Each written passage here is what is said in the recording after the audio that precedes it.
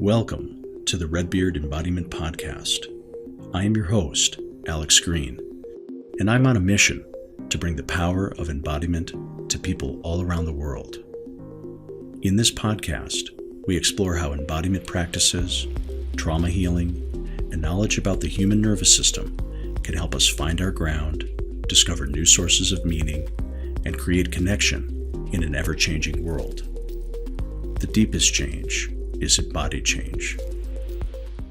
All right. Well, I'm excited to be sitting here with my good friend and colleague, Ellen McKenzie.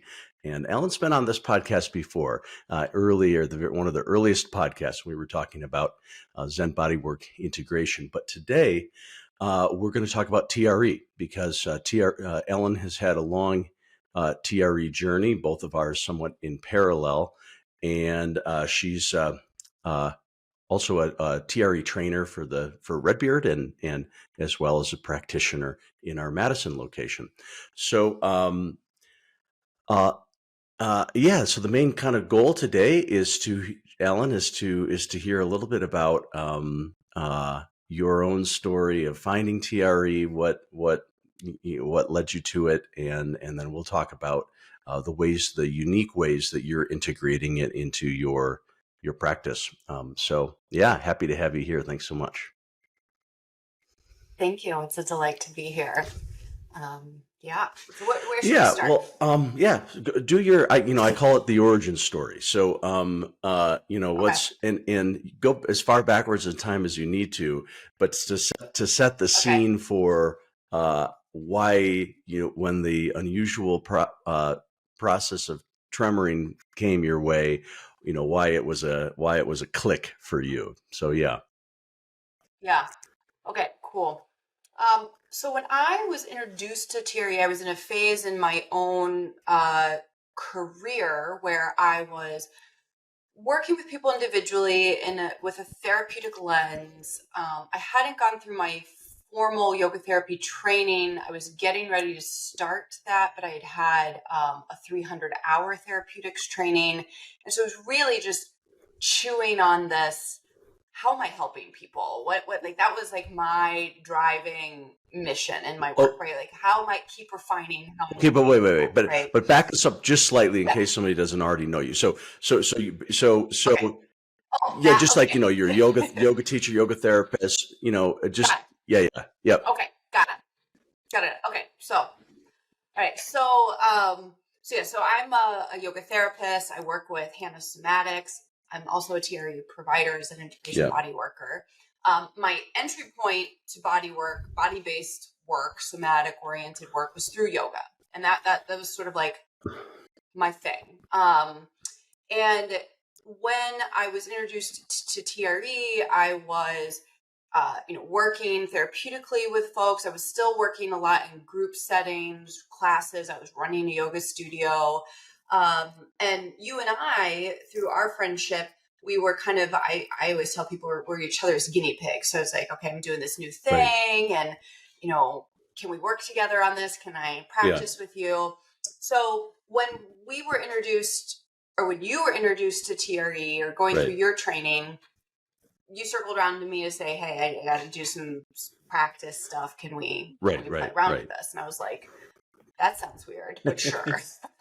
At that time, though, in my own lens, I was really having some deep curiosities about different ways I can support people therapeutically. My lens at that point with movement was still very much a yogic one and a fairly what I'll call traditional yogic one, very Iyengar influenced. So when I was introduced to TRE by you, one, I don't think I understood intellectually entirely what was going on. I had nervous system conversations weren't happening in the yoga world. So it was like, what's the point of this? Right. I'm shaking, and I thought it was kind of weird. So I left sort of that initial intro session being like, okay, I did that thing. Life goes on. But the turning point for me was, I love it when the world does this for us. It just kind of puts things right in front of us. Was that shortly after that, I had a client I've been working with for quite a long time, who had part of her, the way her symptoms would manifest, she would sometimes end up with muscle spasms related to a condition she has. And they were really panicking. They were scary for her. She didn't know if they were going to go away. And so there was this whole like panic thing that would happen. So I got this phone call one morning from her, and she was in one of these situations, and I happened to have time that morning. So I was like, well, just come in. So she comes in, she's sitting in my office in a chair, shaking in the chair, spontaneously shaking. And I was like, oh, this is it. This is the thing. Like that was a moment that like something came together, something clicked for me. And I was like, oh, wow, this is actually very powerful. So I said to her, look, I don't know very much about this, but it's already happening. Can you just lay on the floor and just let this happen, see what it wants to do? So she ended up tremoring for about 10 minutes. It kind of fizzled out on its own. And then I was like, this is my friend Alex's card. He's trained to work with this. You need to go see him because you need this. The spasm stopped. She felt calmer. The panic resolved. And that was the moment for me where I was like, oh, I need to figure that. I need to learn more about this. I need to do this. And immediately signed up for training. It's funny because I don't think what's funny about that is I don't think I knew that at the time. I don't really remember getting that referral, but I believe you. But it's funny. I feel like I didn't know that, that catalyst for you. Yeah. Yeah. So that's led to it. What I realized was the way, in summary, I would say it was like, oh, it's the nervous system that's missing here. Like that, that regulation is the link that needs to happen. I see. Very cool. So then, soon enough, you went through the certification program, et cetera.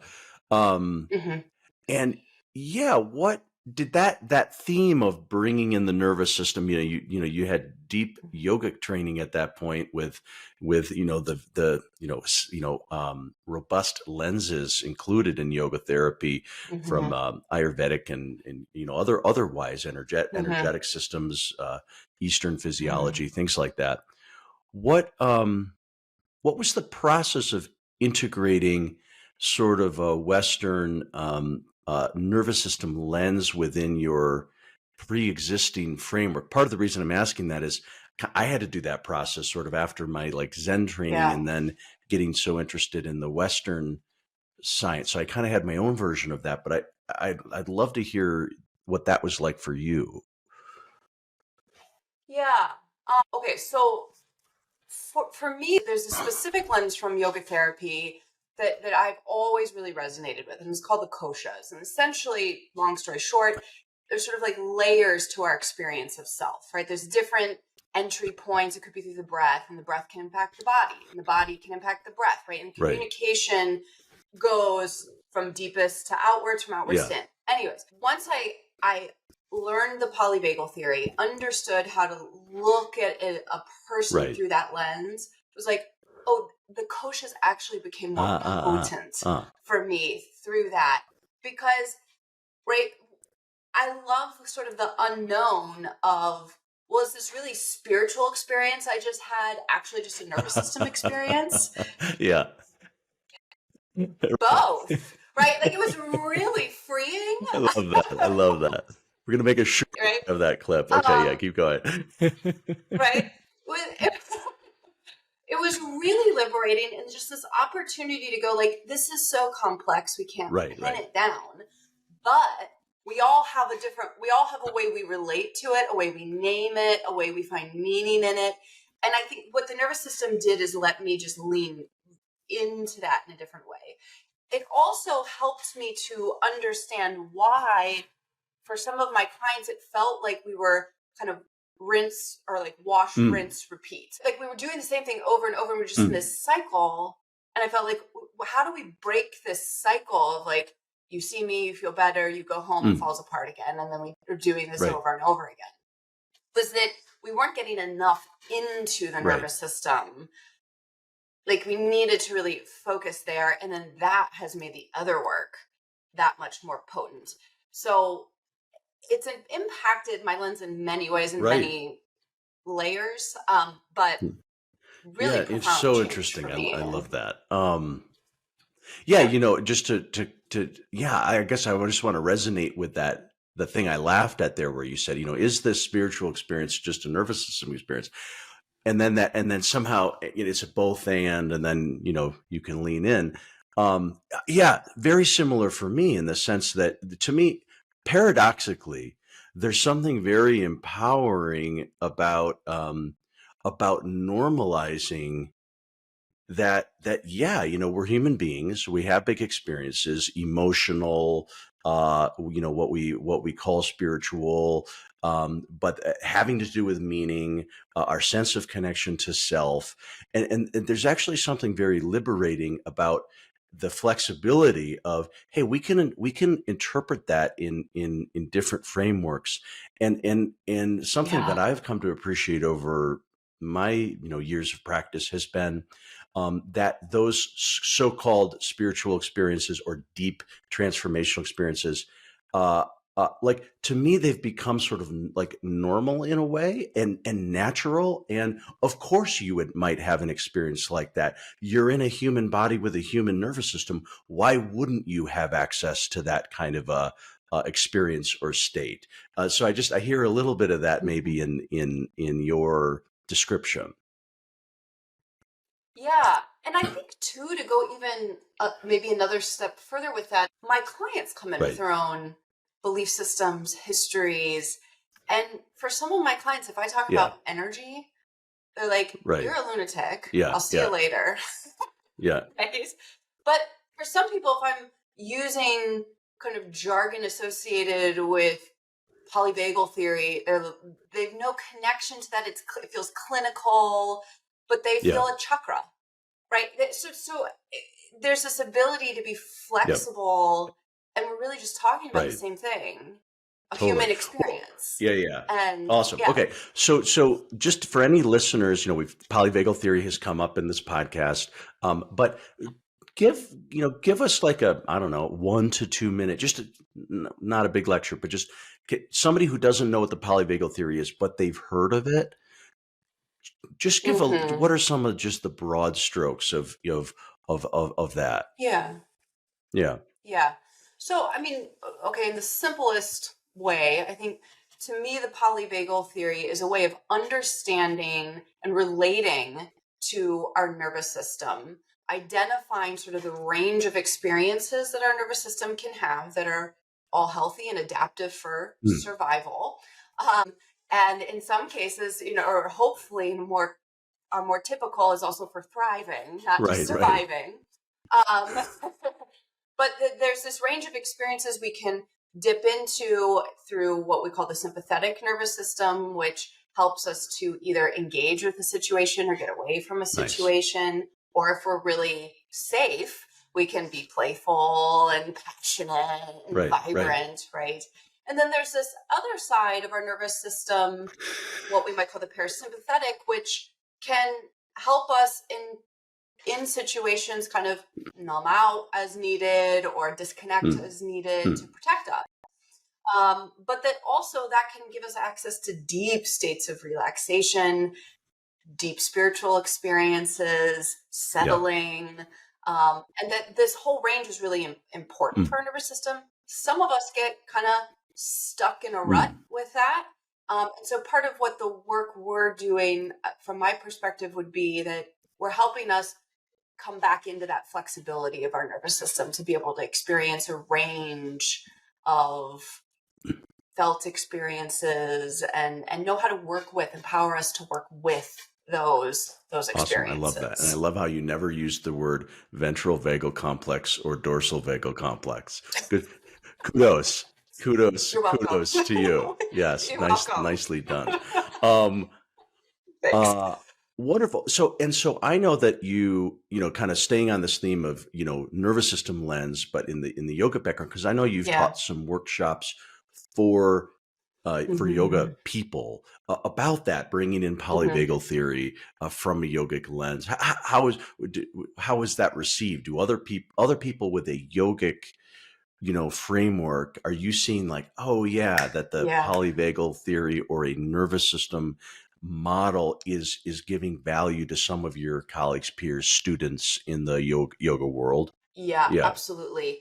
And it's one of those situations where a Western lens, I'll sure. call it Western lens, nervous system lens, is affirming something that's already been existing and understood with different language and held in a broad, different framework, but affirming something we've already been working with. So in the yoga therapy world, there's some parallels between the polyvagal theory and what we call the gunas in the yogic world, which are kind of these also three kind of models of how we're experiencing ourselves and where things, there's hybrid states and where things can get out of balance, getting stuck one way. Yeah. So for me, I've helped to just sort of make parallel understanding that these things really might be talking about the same human experience. Interesting that we've ended up with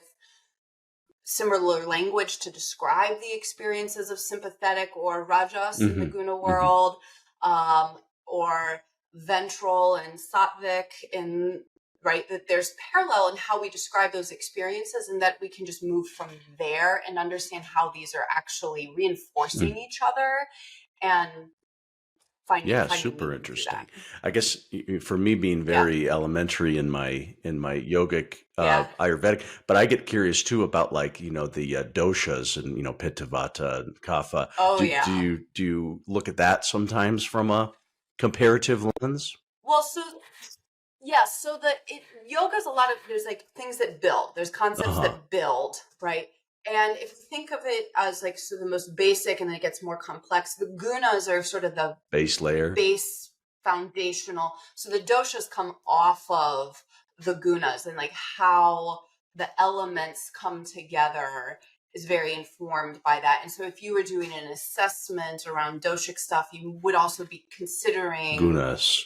the gunas and elements. So absolutely, like your intuition is right on there, because there's a direct link. Super cool. Yeah. Awesome. Yeah. Okay. So, fast forward a bit in time, you went through the training, a lot of other things have happened. COVID happened.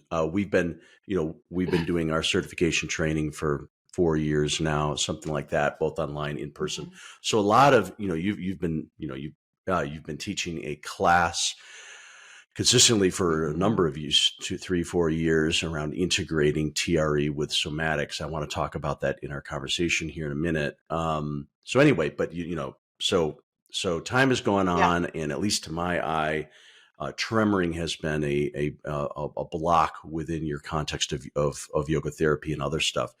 What what's the present tense? Like, what are the kinds of clients you're working with? And I want to hear sort of how TRE weaves into a model of a treatment model that you use. I think, to continue on what I was just saying about building blocks, to me, tremoring, or I guess more broadly speaking, the nervous system, the autonomic nervous system, in a similar way, is that building block. So on the one hand, for basically every client I see, no matter what they've got going on, if we can help support autonomic regulation and flexibility in the nervous system, everybody's going to benefit. And across the board. Yeah. Across the board, whether you got restless leg, PTSD, right, low back pain, can't knee sleep. replacement, It's going to help. We can't sleep, anger issues, we got it. Let's go. Shake. Anything really. So in that way, it is a broadly applied. I would say 98% of my clients are working with TRE. And it might not be where they start, but at some point it becomes clear that how to weave that in. It's time to introduce it. Sometimes their body tells me, because it just starts spontaneously doing it, because it is natural. And so then we might say, okay, it's time to have a conversation about what's happening with that, and to help normalize it and give them a container to work with it. Sometimes I start there because it's very clear that we're not going to be able to work productively with any other tool until we can get enough moving through the system, discharging, to be able to settle into the body and actually work with it. Totally. Give an example of, I think of you as being, just as you shared, quite broad in the kinds of folks that you can support, because you're, besides TRE, you've got body work as a tool. You have Hanna Somatics, which is very refined nervous system movement work, basically neural repatterning through movement, kind of a framework, as well as the yoga background. And so in my mind, and I also work with you, so I kind of, it's not just a guess, I know this, but you work, there's people who are trying to work on their back pain. There's people who are trying to understand, they're working with their hypermobility disorder and trying to find stability within their structure.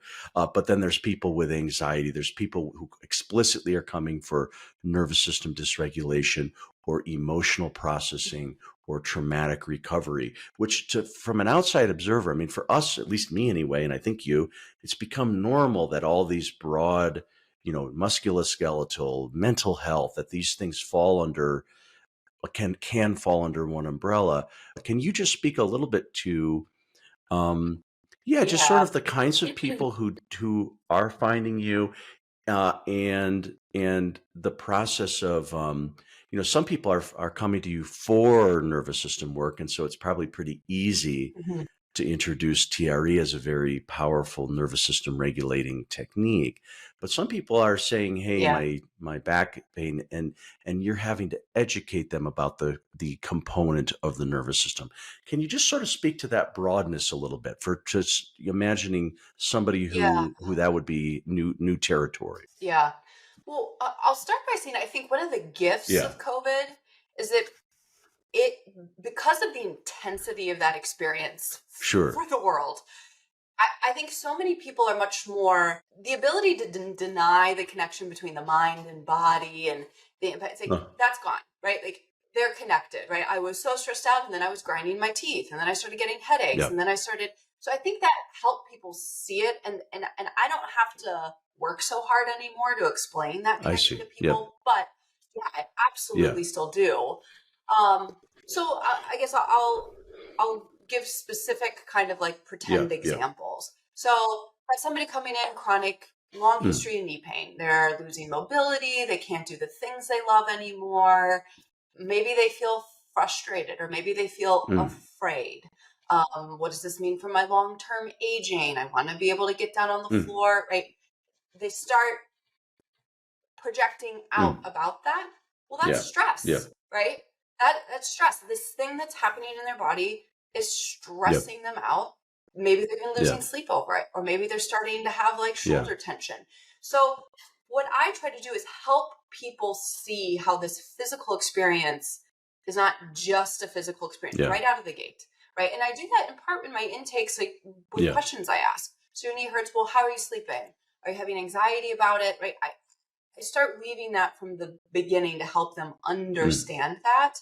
But the other thing we know from a pain lens, again, Western research or medical research has really helped us understand this, is that when we are stressed, it exacerbates pain symptoms.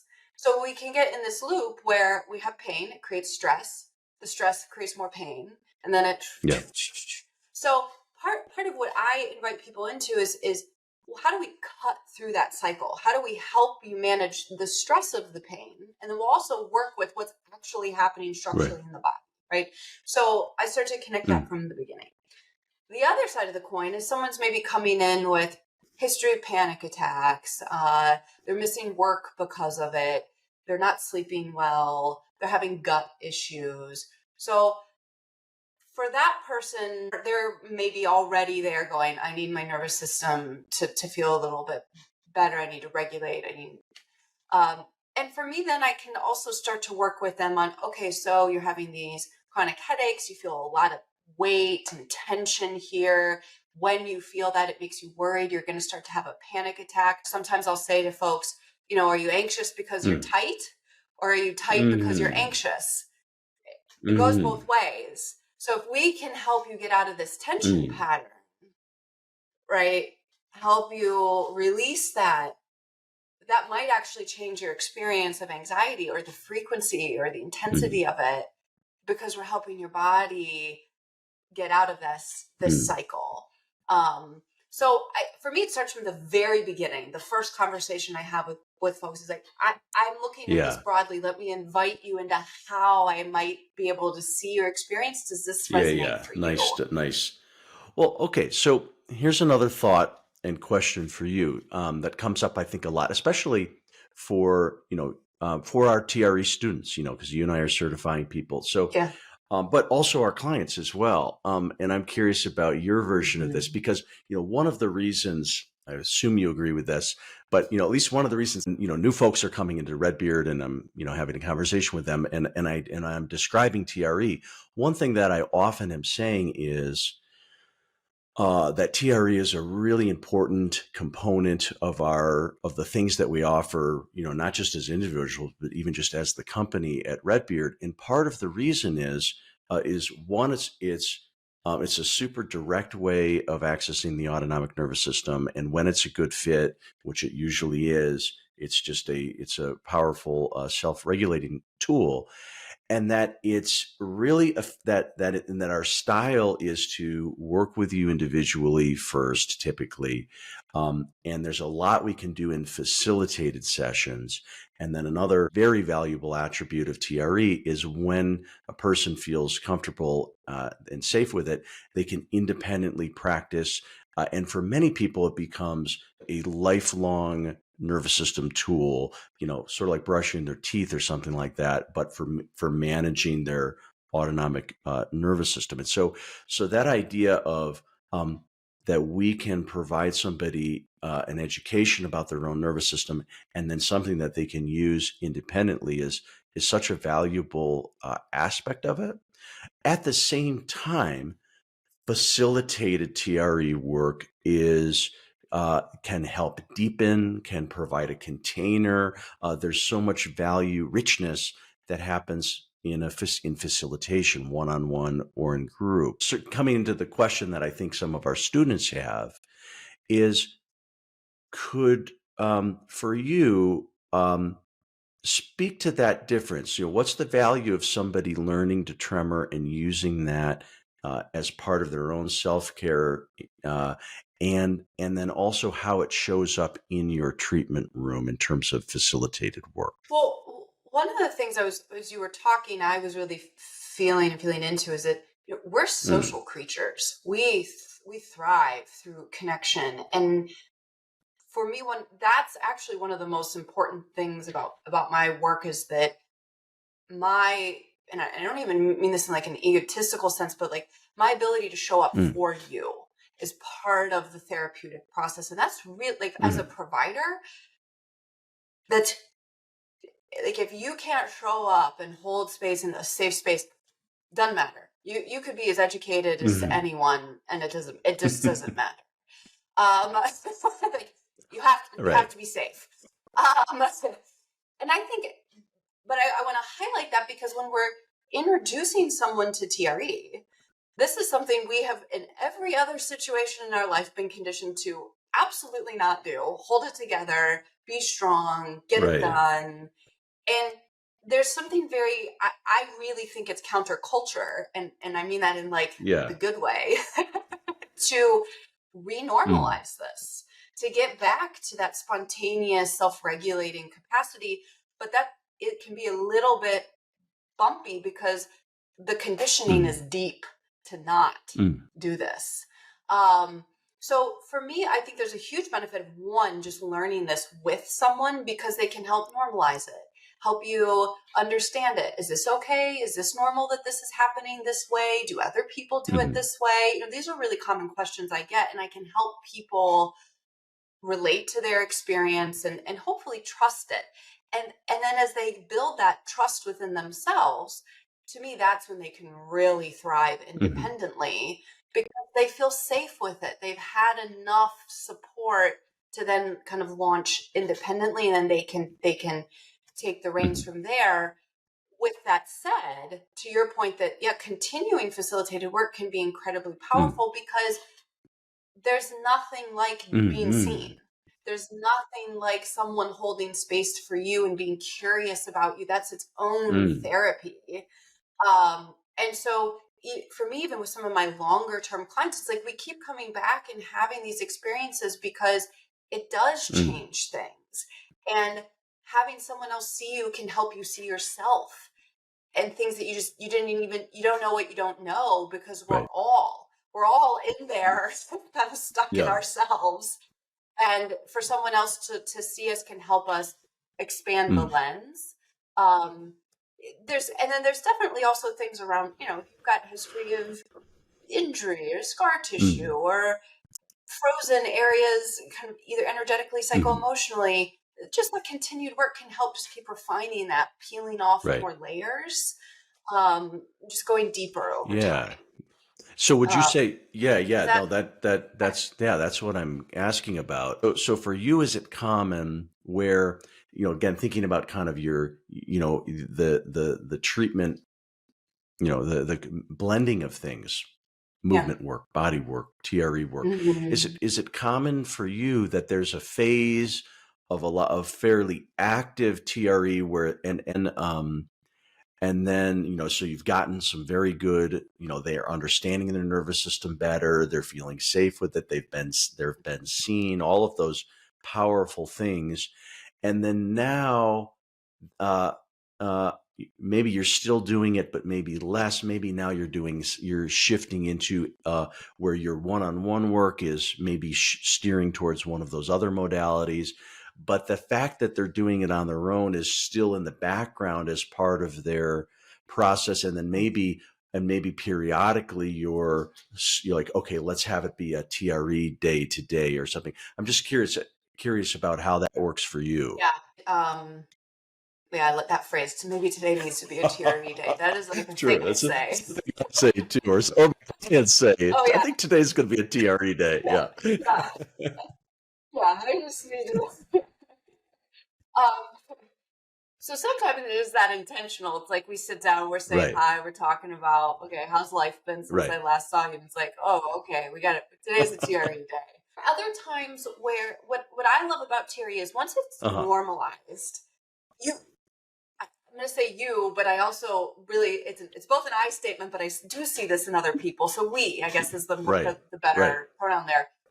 We can start to feel when it wants to come up, right? For me, it's like this itch. It's like, oh, I can feel a little shaky wants to happen somewhere. And for me, that's a gold mine with my clients. They start to feel that. I'm always inviting that. Oh, does it feel like it needs to shake a little bit? Do we need to just take a moment and let that move through a little bit? And then we can go back into either whether we're doing the body work or somatics, or does it want to happen while we're doing this and like literally two things happening at once? Sometimes people can hold both. Sometimes it's like, no, I need to just like this thing or this other thing. Just let it discharge. Right. So, but I'm holding space for that potential. And they get to choose, but it starts to naturally show itself, right? Because it's part of that communication from our body, and we can go, oh, I can feel this. Something's ready. Something needs to move. Yeah, great. Yeah.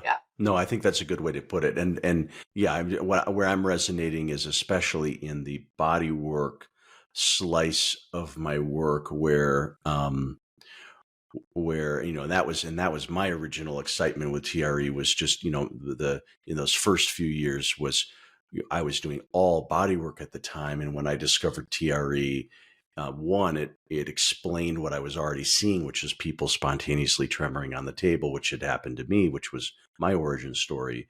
But then also it was just this powerful accelerant that by engaging in TRE, first with me and then independently, it was like all the structural integration work I was doing, it's like it could happen 2 or 3 times faster.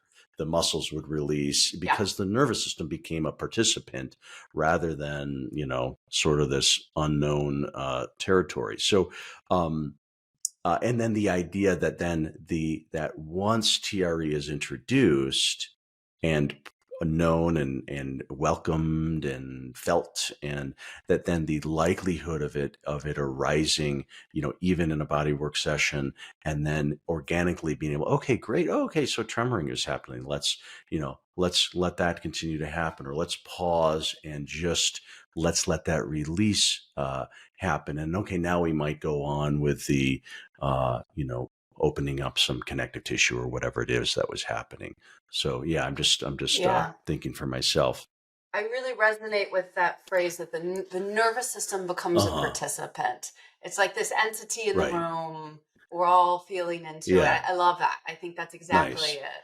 Super cool. So one of the things that I think is so valuable and nice about the TRE community of trainers, and not only trainers and providers, is there's a little bit of an ethos of, sure, Dr. Briselli, found, honed in on this method, but there's this big permission around that, there's a worldwide community of people who think tremoring is awesome and useful and great. And there's this big permission around uh, uh, people, kind of like discovering new things, new applications, new integrations, and so, for me, a lot of that's been in body work. But, and other things too, like, how does it connect with somatic experiencing? I've been thinking about how does it connect with parts work, from IFS, that sort of thing. But, um, and you've done the same, a lot within the field of somatics, specifically meaning Hanna Somatics, and as a movement education or nervous system repatterning, however we want to call it. And you've run this regular class and workshops for a long time where you're hybridizing, where you're using refined movement work and you're using tremoring. And I'd love to hear what you're learning, because you're a few years deep into it. And what are you unearthing in that hybridization? Yeah. So I'll give a little context to go into that. So when I went through my somatics training, which was part of my yoga therapy training, for me, those Together. two are like, Yeah. they're together. So in the Hanna Somatics world, there's this term clonus, and so I'll just give an example. So if you're going kind of into a pattern, and in somatics, we do these very slow releases. That's the juice. That's the heart of it. Okay. It's very common for people to get shaky. Sometimes it's happening just in the process of the release, and sometimes it's like they release and then they're kind of shaky.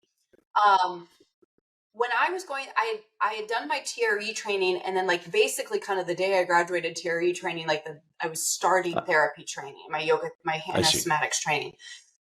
So I came in already with this lens, and I was like, oh, this is just a brilliant doorway. This is a brilliant, easy access to the tremoring. Like, it was just immediately very clear to me. In part, and I guess a way that I think about it is that, if I were a wild animal, right, really, I'd be doing this once I'm safe again, right? It's like, oh, the thing is over and now I can discharge. And so it's like, to me, what the somatics are doing is they're saying, you can let this go. It's safe now. And then the body can just discharge. So I really think of it as the movement as a way, and breath and body work. It's like we're communicating to the body, it's safe now, or it's safe enough now. You can start to let this go. And that it's the communication of that message that gives the body permission for tremoring. And I find that it's very easy for people to access tremoring. When I was a new provider, I remember having this fear of like, what if they don't tremor? It's like a non-existent fear for me, because I know we've got all these tools to let the body know it's safe enough to let this go now. You can let it move. And I would say like that is a huge piece. Now, then on the nerdier side of things, like fascial chains and patterns and how that moves to the body, in a way, tremoring is an assessment tool for me, because I can see all right, I can watch this body move and go, it's stuck here, it's stuck there, it can't, there's a the tremors can't Yeah. move through there. And so then I can, maybe we were working with it directly in the tremoring, but we might also go, well, let's focus on that area and body work next time, or let's do some exercises to help you learn to feel and literally let your sensory motor cortex awaken Yeah. to that Yeah. area. And then maybe something different can happen in your Yeah. tremoring, and let's see how these play together. The communication really truly goes both ways. And for me, that's the potent thing, is like, let's just let these modalities talk to each other, they inform each other. And then that's also, so for me, when I'm working with a client, it's very fluid. It's like we might go through a couple weeks, we're working with this, and it's like, okay, no, now we got to dip into this. Okay, no, now we got to dip into this. And most of my clients know that, like, we're going to be working Multiple with directions, multiple multiple things. angles. Yeah. Yeah. Yeah. Because you have to just sort of like, well, Yeah. what's it need now? What's it need now? And just following Yeah. that. In the classes, one of the things I've really been leaning into over the last couple of years is I generally, when I come in and I teach, I have kind of a theme for the day, something we're noodling on. And how do I weave that through the somatics practice? We start there, kind of as that, like, oh, okay, can we let go and then come into the tremoring? That, whatever movement patterns we're exploring, I think of that as planting seeds in the nervous system that then can express in the tremoring. And then when we're tremoring, I call them experiments. So, okay, we're going to run these experiments. We'll circle back to some of those somatic processes to sort of like plant some more I like it. seeds, Yeah. and then see what else wants Yeah. to germinate. And so truly even in the class, there's this dance kind of back and forth. And how does that change maybe it changes your tremoring process, like in terms of where the tremors are, or like, are they bigger? Are they more subtle? But actually, I think what is really also very powerful that gets overlooked sometimes is, how do you feel about the tremors? How do you feel? Like, do you like these more? Do you feel safer with them? Or does it suddenly feel edgy in a different way, even though the movement might feel not that different? So I like to leave that lens in as well. Yeah. So lots Super going cool. on So there. anybody listening, that's a Wednesday class, standing Wednesday Zoom class, 10:30 a.m. Central Time, Chicago time zone.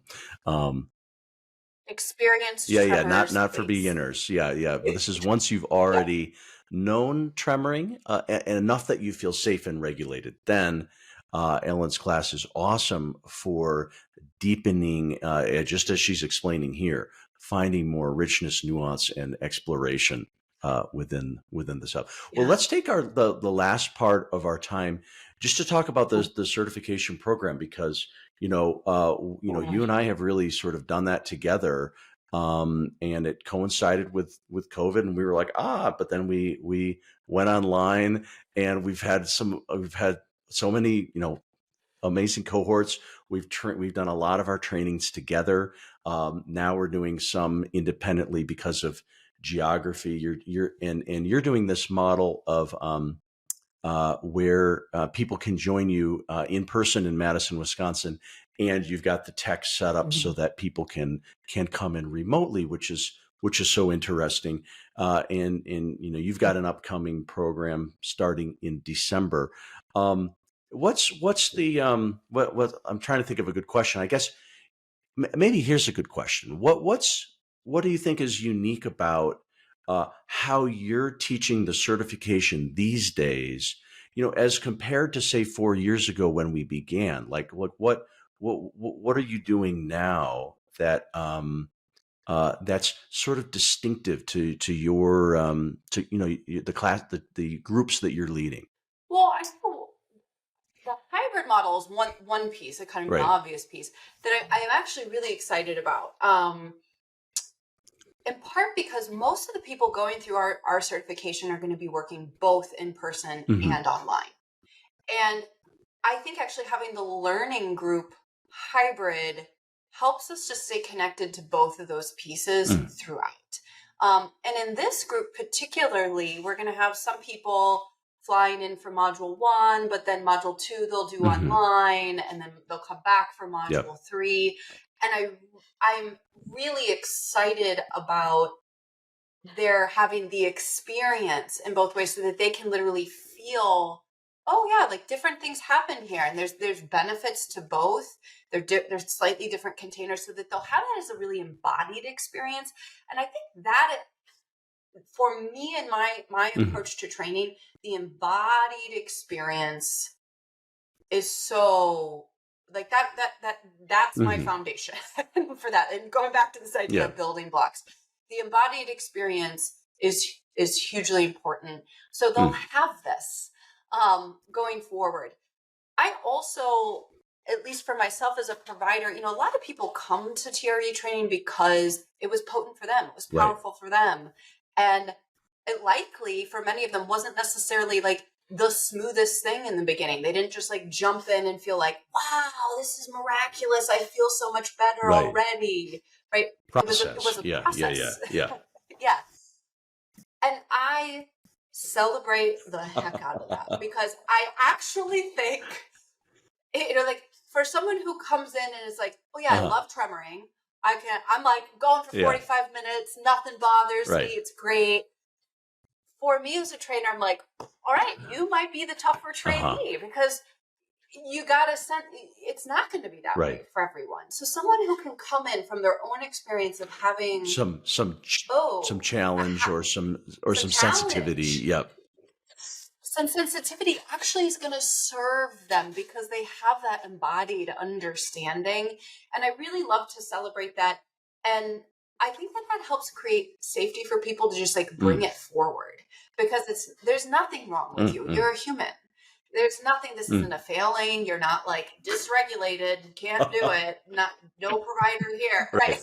You're human. You've got a nervous system. You understand that other people have nervous systems and stress responses. Yeah, totally. Yep. I like that. Yep. So for me, that's like the environment that I really try to hold is like, we're all too. I'm human too. And I got stuff, Yeah.